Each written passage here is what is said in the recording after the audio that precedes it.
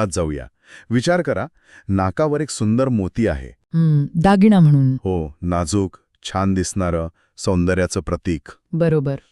पण आता विचार करा, तोच मोती इतका मोठा झाला, इतका जड झाला, की नाकालाच त्रास होतोय. अच्छा. मग त्याचं सौंदर्य राहील का? नाही, उलट ओझं वाटेल ते. तेच. जी गोष्ट शोभा वाढवण्यासाठी आहे, तीच त्रासदायक ठरते. हा विरोधाभास महत्वाचा आहे. बरोबर. आणि हेच आपल्या आयुष्यातल्या अनेक निर्णयांना लागू होतं. म्हणजे एखादी गोष्ट किंवा निर्णय वरवर पाहता खूप आकर्षक वाटतो. हो, फायदेशीर वाटतो. कदाचित वाटतं की समाजात मान मिळेल किंवा तात्पुरता आनंद मिळेल.